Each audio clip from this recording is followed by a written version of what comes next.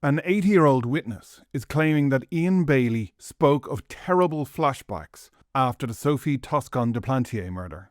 Former West Cork cheesemaker Bill Hogan made an official statement to Gardaí in the last 10 days. Mr. Hogan, who has previously told detectives of an encounter with Bailey in the wake of the murder, was a friend of Sophie before she was beaten to death by a rock and a 40-pound concrete block on the night of December 22nd, 1996.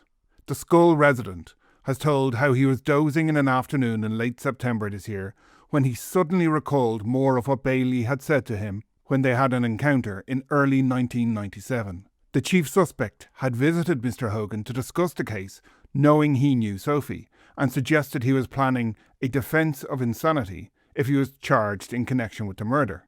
In a statement to Gardaí taken last week, Mr. Hogan said, "I said to Ian, are you putting yourself in the frame? I was trying to get him to come to his senses and was arguing with him by saying, how could you be saying this?" Anxious to get rid of Bailey after his remarks, Mr. Hogan says he now realises he suppressed hearing something else Bailey said and it came back to him as he napped. He said it bubbled back up from his subconscious and Bailey's exact words were, "I'm having flashbacks."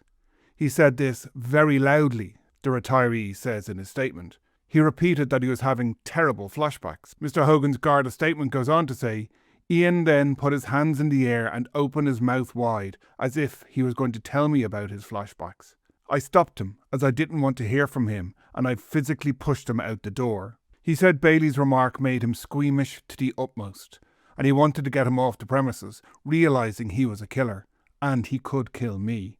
Bailey died in January 2024, aged 66, after a heart attack, having always denied having anything to do with the killing of Sophie. Mr. Hogan also alleges there is a person in the Skull area who can cut the knot on the Sophie case, if only they come forward and tell the truth.